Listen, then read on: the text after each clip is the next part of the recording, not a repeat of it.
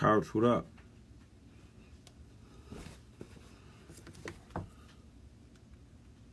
What's good? What's good? Part 2 of this interview. Waiting for my man Dave Holmes to log on. Ain't nothing, my dude. Regular, schmegular, staying away from the corona.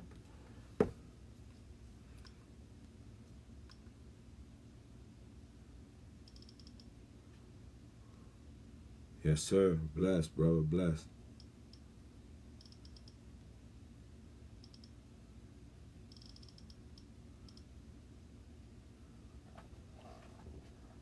Slick Rick, what it do, brother? Clara was good.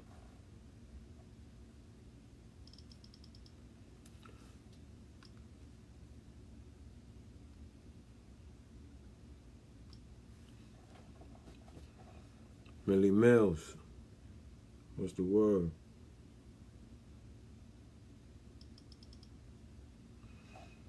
Manny Fresh.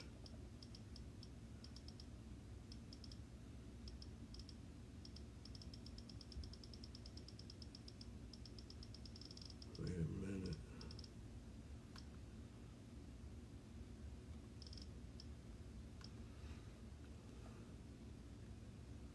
Yes, sir. Yeah, you already know.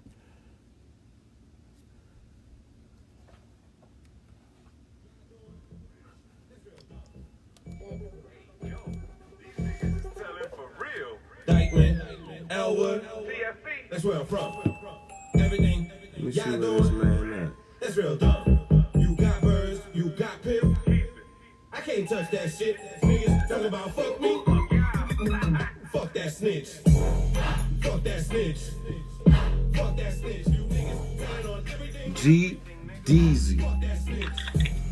Fuck that snitch. Fuck that snitch. Yo, country, I'm on. Yeah. You works constipated. You keep that shit. Alright. If it's finders keepers, you can keep that shit. Hammers on deck. He about to get on now, son. System on runs. You keep that shit. Say you got it. Bring us an ounce. And a box of Dutchess. Says drive that ounce. Adrenaline junkie. On a kill spree. Giovanni's. And we kill sprees. Like all my glasses. Fin it up. Dark glasses. Dark windows. Dark My nigga, what's good, brother? and wine glasses. In this public, you can What's the word, Jedi? Not the classes. Dykeman, Elwood, that's where I'm from. Everything y'all doing, that's real dumb. You got birds, I got you, country. pimp. I can't touch that shit. Niggas talking about fuck me. Fuck that snitch. Fuck that snitch. Fuck that snitch. You niggas telling on everything. I'm trying to get you in here, D Holmes. Snitch. Fuck that snitch. Been old, brother. Or getting old. Niggas is old, brother. Fuck that snitch. Yeah, you not popping up, Niggas telling D Holmes. shit ain't had enough. These niggas snitching on they mama. I done had enough. They That's a fill fact, my drink Jedi, with man. fucking double cup. Oh boy, they two-faced. That mean they double Niggas is up. old. Nigga, I go stupid Yo, on the Monster, what up? They dropping dimes from the back of the cop cars. Be in the hood. Yeah, I see. They act hard. But I'm trying to get you in here, bro. But we don't know you for that, bro. But you do know us for that. My niggas been about that life, the pussy nigga hold that. Log back in, D Holmes, and it'll tell. Oh, here we go. Got you. See him point him out, tell him fuck that snitch. Dykeman, Elwood, that's where I'm from. Everything y'all doing, Yo, Country. what it do? What it do? Talk about it, brother. Now, what's going on, bro? How's your day going, man? So far, so good. Everything good, man. I can't complain. You know, regular. Been waiting to finish this off because I like where it was going. A lot of Hey, people- real quick, man. There was a couple names I left out yesterday, man. It wouldn't even be right if I didn't mention them, man. Take care of your business.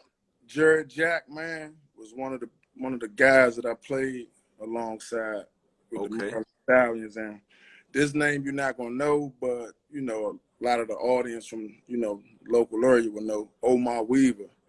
He was Okay. on my Coolidge team. Okay. He's a legend, a goat out here in these streets. So I just DC? wanted, yeah, DC played with me at Coolidge.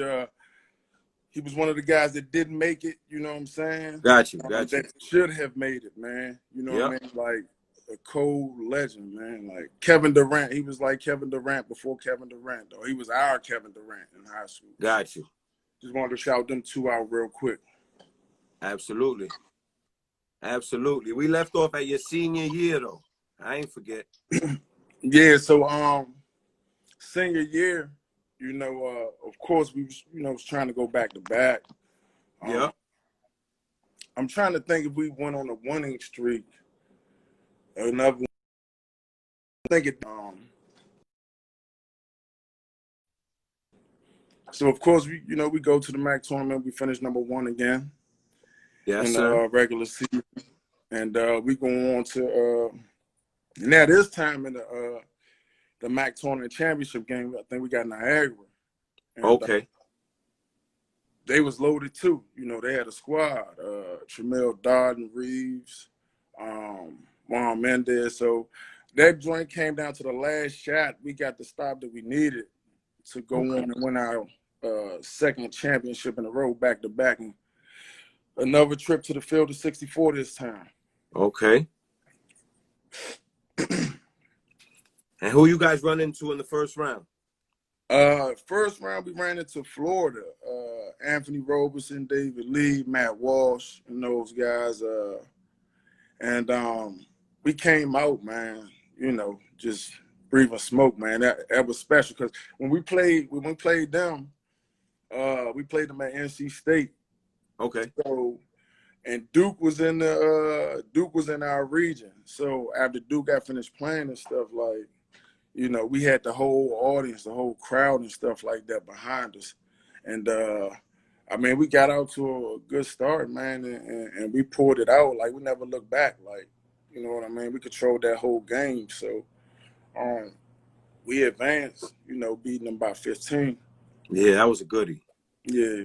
I remember that one. And like I said, Pete Mulligan, man, like Pete, that Mr. Basketball, because at that point, that was his first year playing.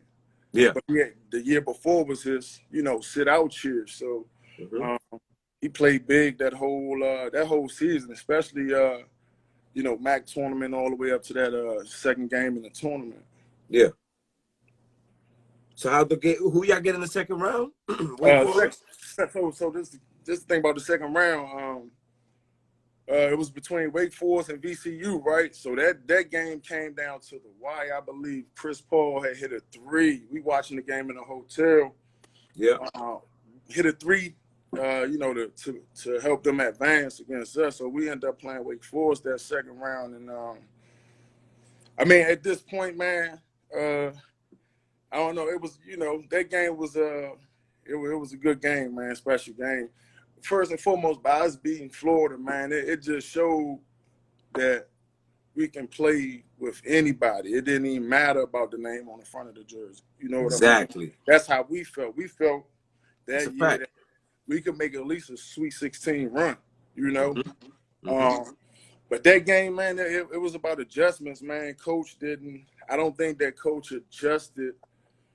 Especially in that first half, we had a guy come off the bench and score 12 points, hit 4 threes that we didn't even. I think the dude averaged like 4 or 5 points. You know what I mean? He wasn't having the scouting at all. You know what I mean? So, we lost that game, man. And, it came down to the wire, man. And unfortunately, man, we came up 4 points short to advance to that Sweet 16. That was tough. Yeah, that was tough. So and looking back on it, man, it took 2 Hall of Famers to take my 2 teams out in the NCAA tournament. First starting with Melo and Chris Paul that following year. Absolutely. Now y'all definitely put in that work, man. Yeah, most definitely. Body. Most definitely. So after the tournament, what are you thinking?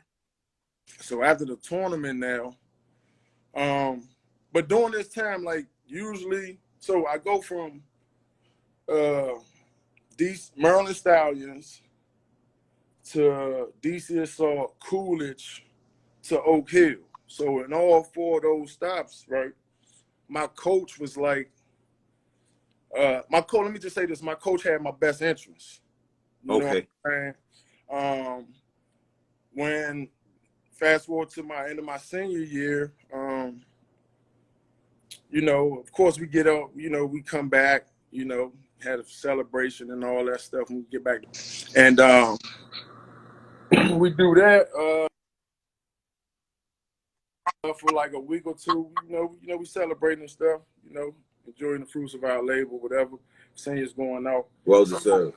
Now we're leading up to the draft.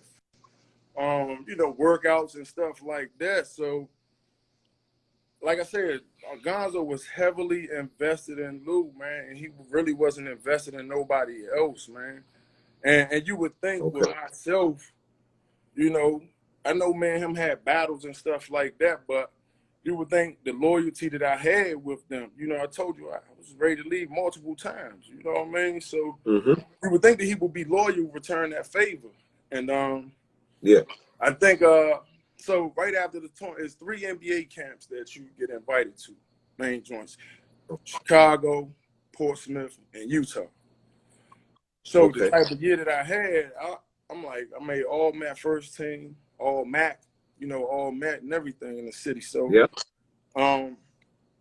at the time I knew that the Rockets, the Knicks, and the Pistons had some interest. It really wasn't no heavy interest talk with the Pistons and stuff like that. So, but mind you, I don't understand the business side of this. You know what I mean? I always thought that even though I was around it with DC Assault, like I never understood the business side of it. You know what I'm saying? Stuff like that. So I always thought that as a senior, you know, you automatically be, you know, invited to the draft. But even before that, like I got invited to the NBA draft camp in Utah. So I called them the week prior, you know, they give me the itinerary and everything, rundown on how things was going to go. So the following week, the day before I'm supposed to fly out to Utah, I get the people a call to try to, you know, confirm everything. They tell me that my coach had took me out of the camp because of some Block M dinner or something like that. Like, he took me out of camp. You broke up. Okay, yeah, you broke up after you said the coach took you out of camp. Yeah, Coach Gons went behind my back, called the camp director the week, you know, I guess a couple days after, you know, I had spoken to him and told him that I wouldn't be able to make the camp because I guess of some Block M dinner that we had on campus, you know, like a banquet or something like that. So I'm finding this all out the day before I'm supposed to go fly out to Utah to NBA camp. So at that point, man, I'm in the office and I'm getting this news, man, I go crazy. But of course, Gonzo not around. From that point on, I left. I just got up and left Manhattan. I said, fuck school. You know, I felt, you know, violated. Going on the map, dog. Like, how you gonna do me like that? You know what I mean? Absolutely. Like, so I left school, man. So when I left school for like a month. You know, I go back home or whatever. And that's when I had my only workout, you know what I'm saying, NBA workout, and that was with the Pistons. And I think Todd Bozeman was working with the Pistons at that time, if I ain't mistaken. You know what I'm saying? So that was really the only workout I had. So from that point on, I get drafted to it was back then, it was a league called the USBL. So I got drafted to play for the Westchester Wildfire, which John Stocks was the head coach of the team. Yes, sir. So in between this time now, when I get with that team, I'm trying to figure out what agent, you know, should I go with the agent that's associated with my folks back home, or, you know, at the time, I think Kareem Reed was on the team. And shout out to Kareem Reed, man. He took me under his wing when I was playing with him in the Wildfire. So I got linked up with his agent. Actually, the Real Brown linked me up with his agent. But when I got drafted to the Wildfire and Kareem Reed was on the team, he had the same agent as the Real Brown. So, you know, Kareem Reed took me under his wing and stuff. So I'm saying, you know, the transactions and stuff like that every week, you know, saying how he moving and seeing how this new agent is, you know, maneuvering in this game. And so I ended up signing with that agent, you know what I mean? But at this time, before all that, before I even signed, because I ain't ended up signing until after the draft. You know what I'm saying? So the quick story about the draft. So we leading up to the draft and stuff, right? We're in the playoffs, Westchester Wildfire, right? We out in Kansas. Yeah. So this guy finished playing the game, the draft coming on. Mind you, you know, you could see how lost I am when it comes to that, because I ain't even signed with no agent yet. You know what I'm saying? Yep. So I'm in there watching the draft and shit. So seeing a couple dudes from my way that I played with get drafted. You know, then I see Luke get drafted. We get to the second round, so I'm just waiting to hear my name be called, not knowing like my name would never be called because I never knew that I had to register for the draft, especially as a senior. I never knew that. I thought your name automatically went in as a senior. That's what I thought. That's what I thought that whole time. You know what I'm saying? So I didn't even find out about that until like I think after we got back. You know what I'm saying? I went to the school to see what was going on. Yeah. And they explained it to me, but I'm like, why ain't nobody explain that to me right after this special season we had? Like, as a head coach, you know, you're supposed to be like somewhat of a parent, a father figure, you know, to your players, you know what I mean? Or some type of role model. And we didn't get that. Like, Lou got that a lot. And I don't blame Lou because Lou was kind of like forced in that role. You know what I'm saying? Yeah. So that's how I go with that. I end up signing with Steve Cronin. Okay. The agent at the time. So once I found out, you know, how the draft went, I ain't hear my name called. I'm crushed because I'm like, man, you know, I know I'm one of the top forwards in the country, let alone New York. You know what I mean? At the time. So you know, I ended up signing with Steve Cronin. First job he got me was over in Ireland, Cork, Ireland. That's the first job I took overseas. How the USBL thing work out? I mean, we lost in the playoffs, man. So but it was a great experience. And how'd you play? Huh? How'd you play? I played decent. Decent. Like I was still like, you know, coming off the little high from the season. And like I said, leading up to that point, you know, 2 weeks in between or whatever, I got drafted. Like I wasn't really doing nothing but, you know, enjoying myself. But I played decent. I could have probably played better, but no, I'm just excited about the opportunity and be around guys like Kareem Reed, I think Greg Jones, you know what I mean? Guys like that was, you know, I was really getting mentally focused for the journey overseas at that point. Got it. And then you said your agent, what was your first country you got overseas? The first country I went overseas was Ireland, Cork, Ireland. Ireland. Yeah. Oh, yeah. Another thing about the agent that swayed my decision to go with Steve Cronin, not just because of Kareem Reed, but at that time, I was dealing with an agent. Like, he was a Wall Street guy, you know. Okay. Just jumping into the game, the sports agency game, who had a lot of connects overseas. So that summer, man, like, just being I was 21 at the time. Like, I was just living a lifestyle, man. Like, you know, he had me with 3-4 phones.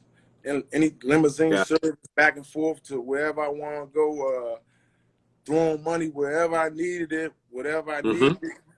Sent us out to Cali to play in a little summer pro league out there where we playing against, it was us. It was like 7 or 8 of his clients that he sent out there for the summer. It's like after the draft and all that to get some exposure.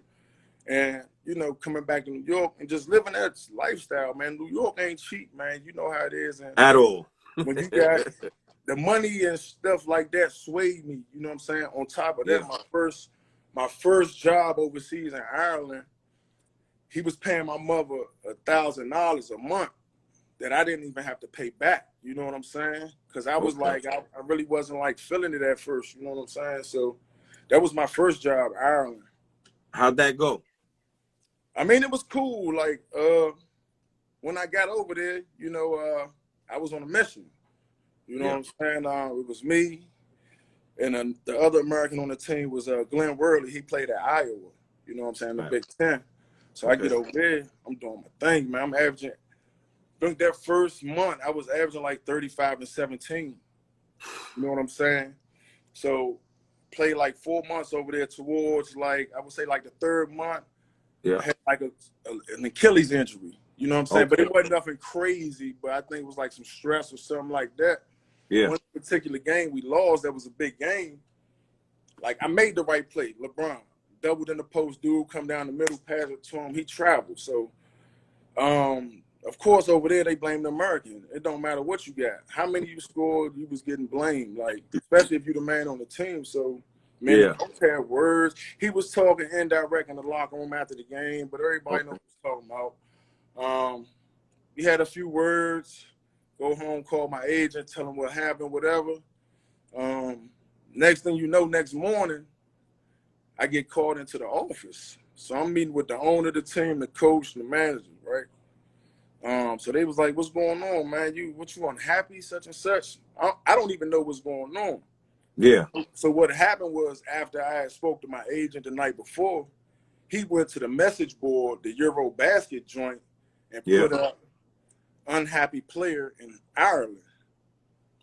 So as I'm like, what's going on? What y'all talking about? They actually printed the joint out, paperwork, and was like, what's going on? Like, and from that point on, I was like, you know what, man, this just ain't gonna work out, I guess. You know what I'm saying? So I end up coming back home, probably like a game or two later, flew back.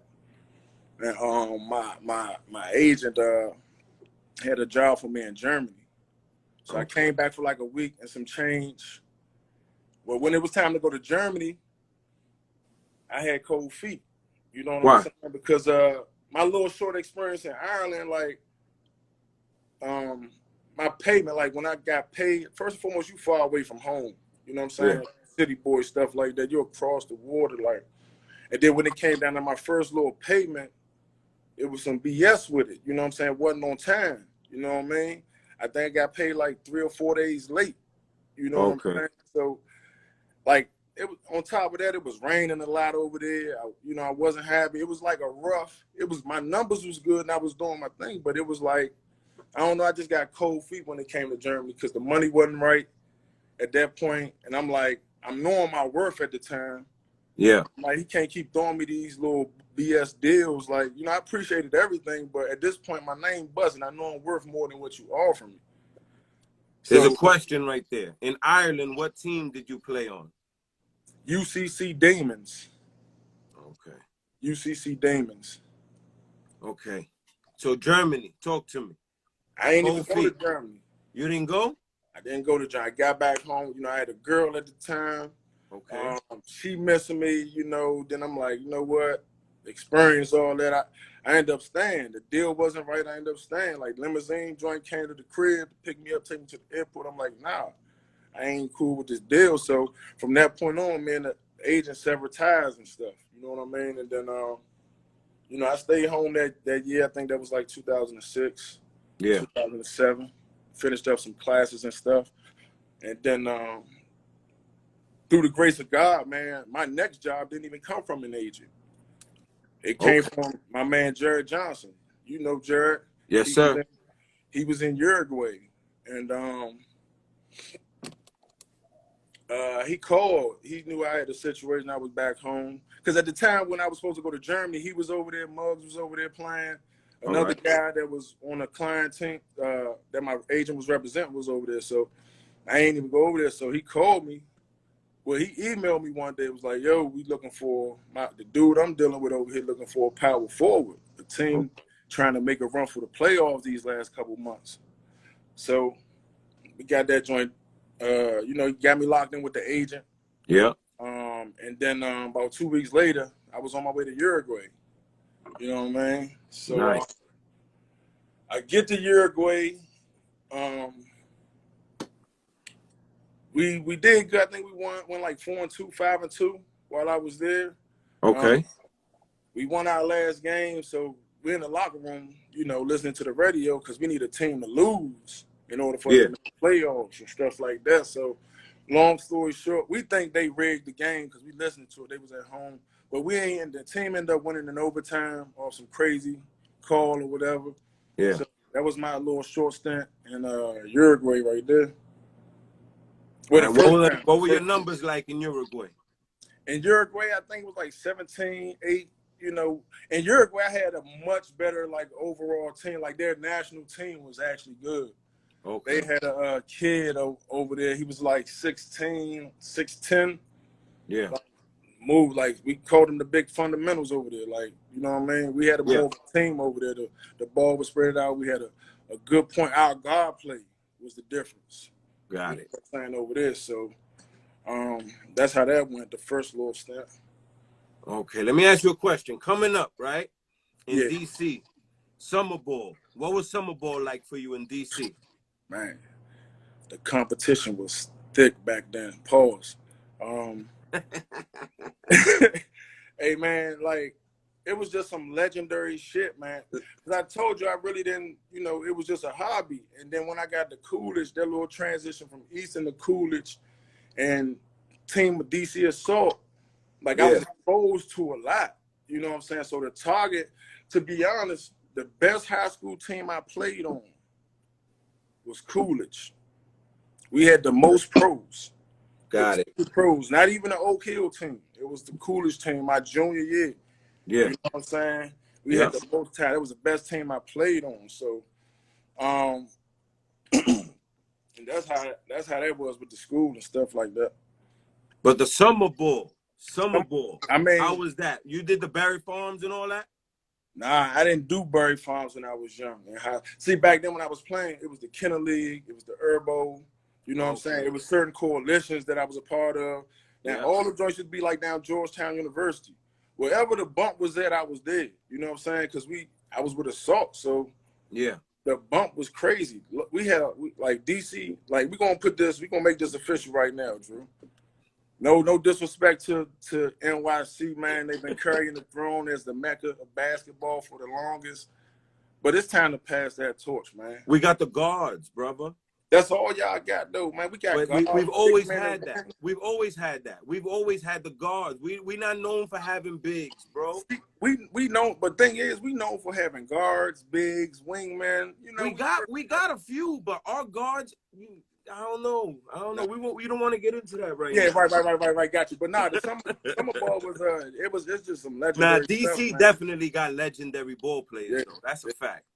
And the thing back then, like I used to it was a thing for if you can play up. Yeah, we're gonna play up. Like we never really played our age group. Like we was playing up against the guys that was nationally and locally ranked. You know what I'm saying? That was praised and stuff like that. So it was legendary basketball back then, summer league. I want to ask you a question. Your first game in Dykeman. What was that feeling like when you seen all of them Spanish people out there, loud, and just the atmosphere? What was that like? Oh man, I felt like I was at home, man. Like I was at home. You know, but nah, on a serious note, I did feel like I was at home, but it was surreal, man. It was surreal because you know, I played outside basketball, summer leagues, and like that, and just that atmosphere was just different, man. But yeah, man, I owe that all to you and Muggs, I think, and Floopy. Y'all the ones that got me out there because you know I was probably dragging my feet for the longest to try to, you know.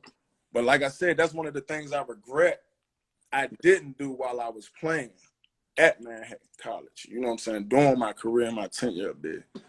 Yeah, you put in some work that summer that we got out of you though. Sheesh. Oh man, I just wish we could have brought that joint home, Drew. Yeah, I think about rest in peace, Strick, man. But Strick, he a couple up on me right now. I'm gonna catch him when I get up there, man. We gotta run that back, man. He got busy. Got busy, yeah. But we had a legendary summer. That was legendary, bro. Legendary, like 10-0 going into the championship game, like undefeated. That's a fact. Matter of fact, that championship game, bro, should be ran back anyway. because it was no way we should have played in that game. Like, man, that was probably the craziest game I've played in other than a tournament. Like, people, bro, we had a see quarter of the court. Yeah, you couldn't even see the court. Like, it was that crazy. I wish I still had the tape. Dang. Nah, I won't watch it. I won't watch it. Yeah. But no, let me ask you a question. So after you, when did you decide that you didn't want to continue to try to play the overseas thing? Well, after the Uruguay stint, I had a couple little more stints. So I think I played 4 seasons over there. Not 4 seasons. Of course, that first one was a half of one. But yeah, you know, I worked all the way up to there. I come home, New York for the summer. Yeah, I love the gig overseas. So now we working again. I'm working again. I'm with the agent now that I should have went with, Joe Big. You know, he put me off on one of his guys, and now they trying to give me a deal. So he finally inked the deal in September. My biggest deal, like going to Israel. Oh, nice. The logistics of the deal, I believe, was like 40 bands and some stuff. I don't remember the details because it was leading up to that point. I was a week away from leaving. So I get a call. I'm in New York chilling, my lady, get a call from home, and it was like, your mom just had a stroke.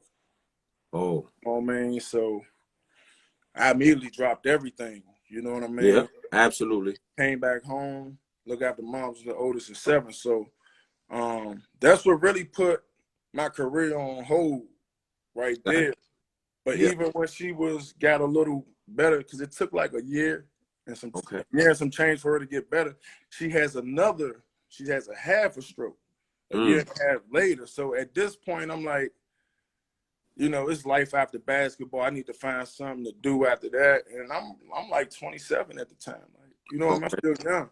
Yeah. And she used to always tell me, man, you need to go back to New York. You need to get back to playing. But at this point, I was just tired, drained.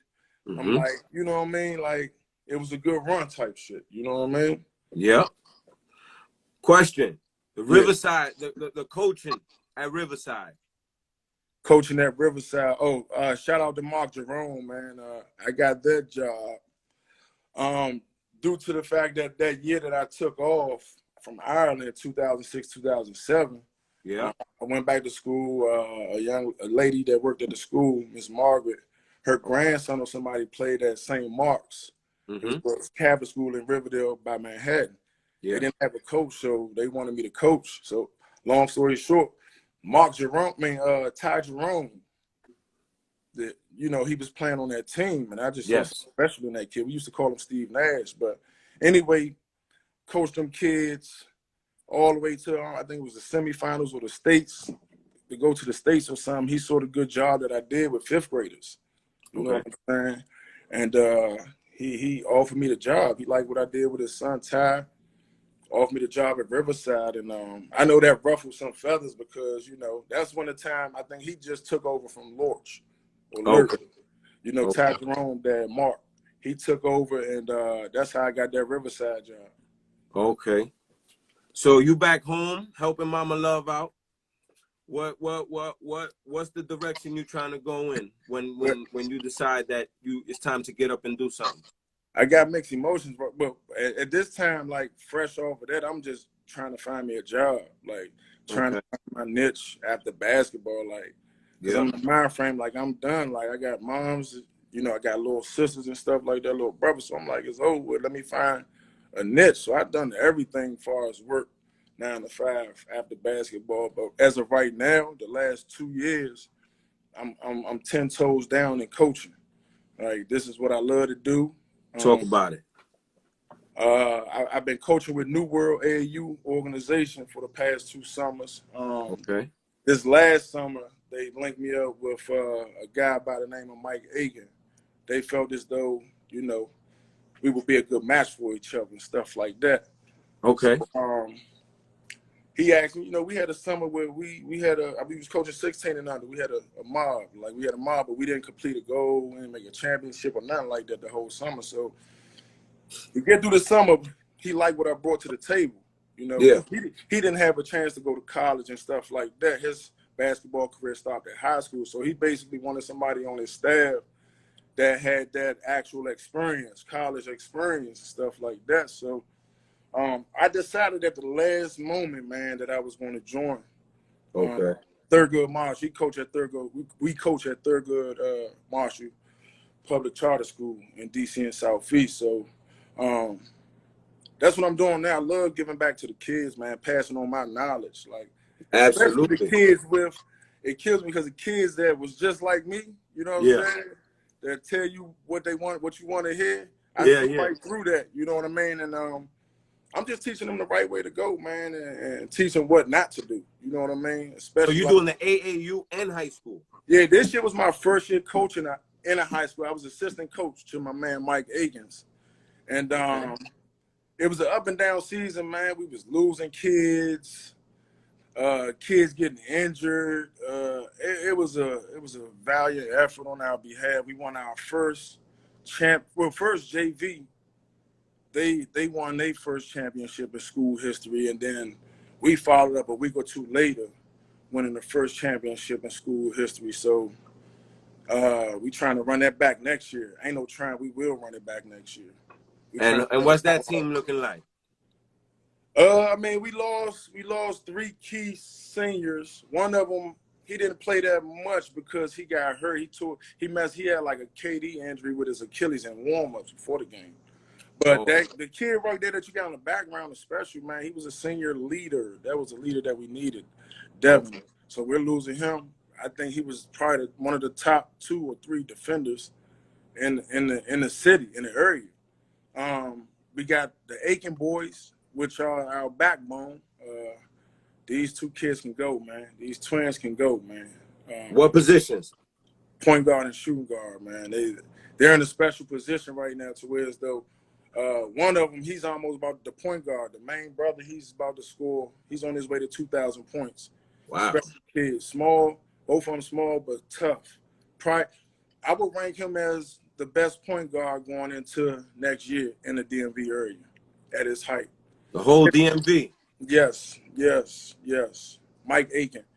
His brother is one of the top shooters in the city, in the area. His nickname is That's Far Enough. That's what when he shoot, they be like, that's far enough. Oh, it's like that.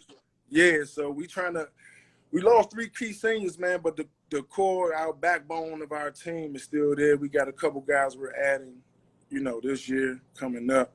Still working right now, This pandemic got us on pause, but as coaches, we're doing due diligence. They got the whole world on timeout, brother. Not us, man. We grinding, man. We grinding. We trying to get it done early. Recruiting, everything. Zoom meetings and all that. So that's my newfound passion, man. I'm trying to make noise. Eventually, I'm trying to come back within the next 5-6 years or whatever and take over that Manhattan job. Okay. That's my goal. So the ultimate goal is college coach? Dominate high school. The only college coaching job I take is that Manhattan job. That's the only job I want because I just feel as though that school didn't do right by me, man. You know what I'm saying? Like, I think they need to put more respect on my name. You know what I'm saying? Not like far as the alumni and stuff like that. They show me love, but the school in general. Yeah. I need to see, posters of pictures of me. You know what I'm saying? Like, there's a lot of pictures of everybody else, but I helped build this joint right here, man. Put some respect on my name. And when am I gonna get my call to the Hall of Fame? That Hall of Fame call, man. Like, tie my jersey. Like, so that's a fact. That's a fact. There's one here. There's one here. Yeah. Yes, sir. That's what's up, my brother. Yeah. From what we've spoken about, you feel there's anything that you want to address or anything we might have left out? Well, first and foremost, like I said, I would just want to thank you for the platform, bro. Like, no, thank you for giving me your time, brother. Yeah, I do got a story, it's very interesting. I know we couldn't cram everything up into 2 hours, but we got to the bulk of it and stuff like that. But I just want to give a couple shout outs, man, to a couple people along the way, coaches in general that were heavily invested in me, man. Not even trying to profit anything off me or nothing like that along the way, man.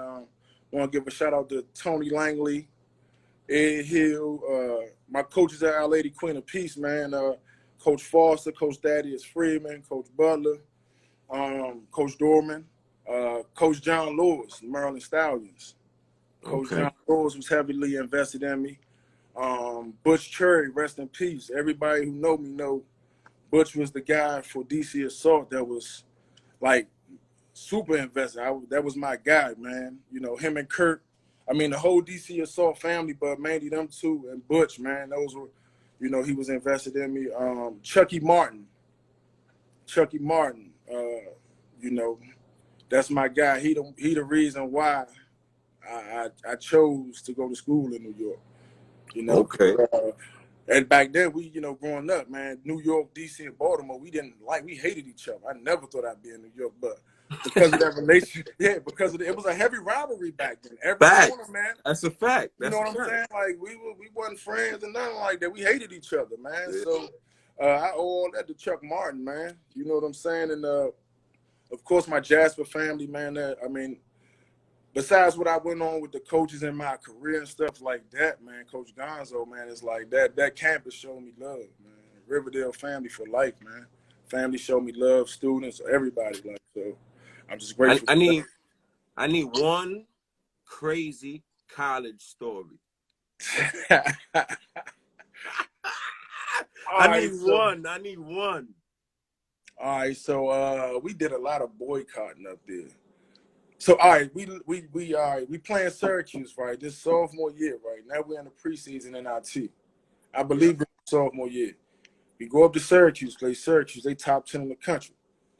End up losing by 20. You know, the bus ride back was long, so Gons was just a motherfucker. Like he was a motherfucker that had power. That like once he got power, he was going. But so after the bus ride, it was crazy. We get back at like 4 in the morning, 5 in the morning. We got class in a couple hours. You breaking up.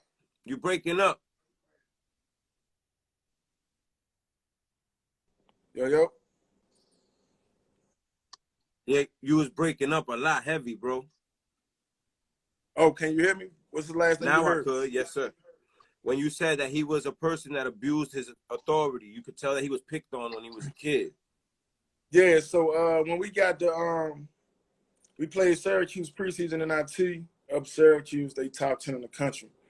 They end up beating us by 20. Long 8-hour ride back home. We get home like 4 in the morning.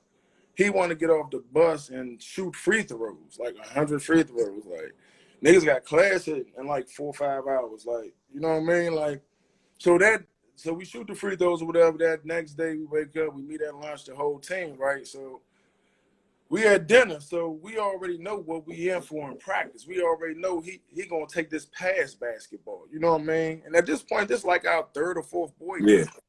And everybody always got blamed for it. You know what I'm saying? So we decided Lou, the captain, Justin Jack kept dropping names. We formed a meeting. It was their idea to, like, you know, we ain't going to practice. We ain't about to deal with this. Like, so where I came in at, they wanted to hide out on campus. So okay, this where I interjected. I'm like, look,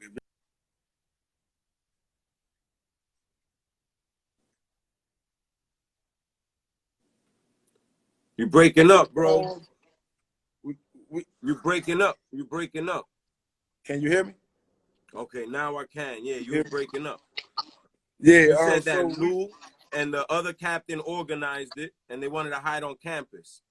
Yeah, so where I came in at is that I told them, nah, if we gonna do this, we gonna do it right. Y'all dudes get the fuck. Like, everybody get off of campus. You know what I'm saying? Like, if we gonna do it, so everybody do their thing. You know, we go back to the dorm. So now it's practice time. Ain't nobody in the gym. But actually, we see the walk on in there or something like that. So everybody calling around. So one by one, people are gradually back in the gym. So me, JB, and the kid Darnell Tyler at the time, Muggs called me. He like, yo, Dave, you need to get over here. Like, he talking about taking nigga scholarships, such and such. Get over here. So I don't know. When you come out that dorm, I don't know if you know the dorm Haran on the top side where you can just see the gym right there. It's the glass gravity. So anyway, you can see the gym as you coming out the dorm, like we walking over there, me, JB, and Donnell. So as you walking across the bridge, you can see niggas in their uniforms on the court shooting around. Then the whole team, Blue, Jacket, Jared, everybody, right? So of course it's making me look like I'm the bad guy. Me, Donnell, and JB got blamed for that, man. Like something crazy. Like, man, Gonzo always had shouting match. I think one time in practice, we always had it out, because first and foremost, if it ain't about basketball, dog, you're not just gonna talk to me any kind of way, man. Like, yeah, that's true. You know what I'm saying? Like, you yeah. can talk to everybody else crazy, but you ain't gonna talk to me crazy, dog. You know what cloth I'm cut from, like. So one day I think they had to hold me back, get in between me, because got into it in practice, dog. And I was like, dog, get out my face, dog. He was like, Dave, I'm not your dog. He's like, Steve, is he calling me a dog? Like, Dave, I'm not your dog. I'm not your dog, Dave. I'm not a dog. So, I mean, it was a lot of, I mean, you know, over the years, man, you done heard a whole bunch of stories, man. Like, it ain't, all them joints were classics, man. Like, and I got blamed for everything. You know what I mean? Everything. It was always your fault. It was always me, because I was a rebellious one. You know what I'm saying? So, but yeah, man, it was a lot of stories up there. I can't even pinpoint a lot of them, man. It was classics, man. We always had it out. It was one time, I think it was my freshman year, we had an assistant coach, Silk or whatever. I don't know if you remember what team was that? UCLA, when Tyus Edney went to full court and made the layup and shit. That classic little joint, made the layup to win the joint. I think they was playing Wichita. But anyway, he was our assistant coach at the time. Okay. And him and Gonzo, like, he was about to put hands on Gonzo. Like, the whole team damn near was having to bring him on account of another dude. Like, he told the dude what Gonzo wanted him to do. Dude fucked up. So Gonzo talking to this grown man like a child. Like, that was the wrong grown man. Like, we had to hold him back. And he loved the Locks at the time. He loved Locks was his crew. So as we holding them back, he's steaming. They having words. He's screaming, Locks, nigga, Locks, Locks, Locks, nigga. I'm like, whoa, what is going on here? Like, man, it was some classic stories. That's an assistant coach? That was the assistant coach, man. But guess what? Gonzo, at the end of that season, Gonzo wanted to promote him. He got the fuck up out of there. Went to Wisconsin and Milwaukee, Green Bay. But okay. Yeah, that's how that went, man. So said Locks. Yeah. Like Locks. I'm like, whoa. So you don't feel there's anything we ain't touch on that you need you wanna address anything from any time?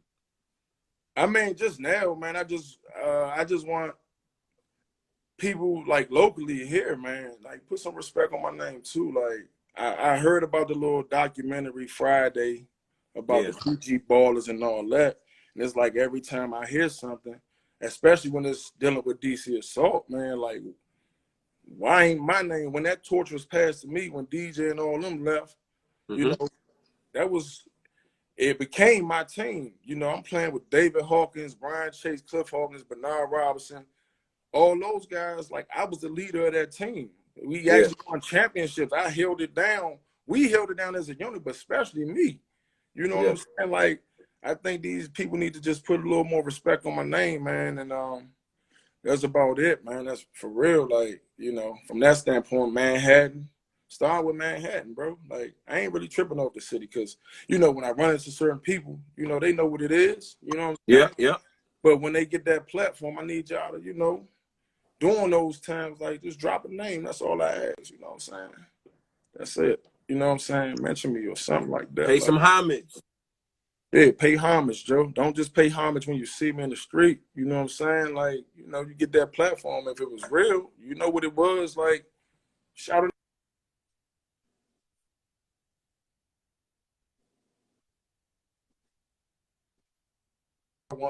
You was breaking up.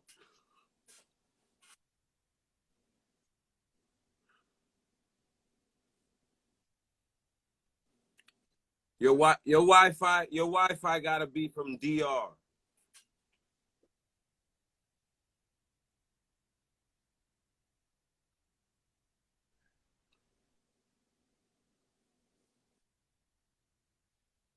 I can hear you now.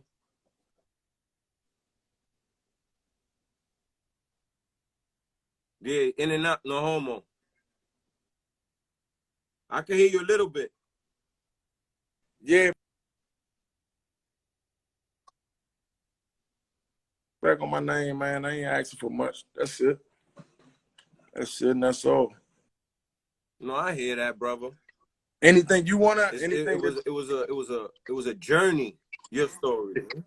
yeah, man. It's a book, man. Eventually, once I get the financial, my story, man. I always said I was gonna do a little small documentary about myself. I do believe I'm the most underrated player to come out of the area, man. That don't get his just due. Like, you know what I mean?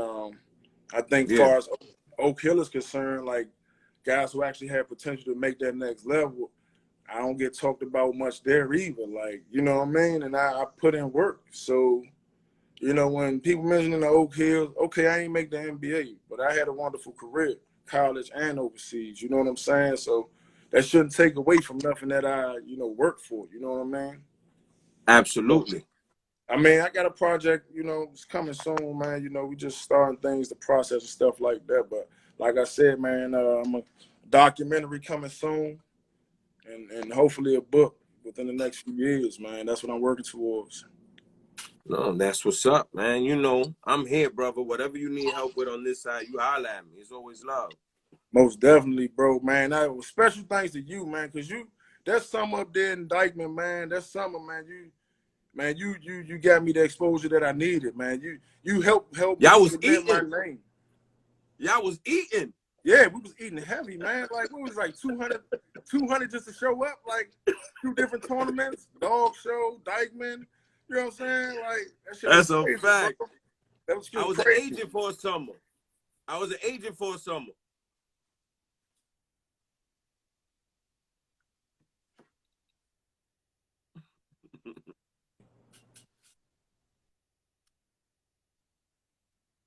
That's love, man.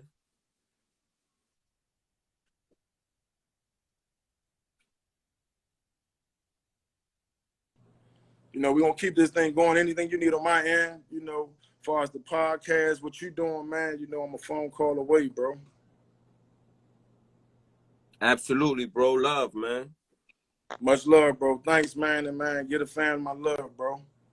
Always love, country. You already know. Yes, sir. All right.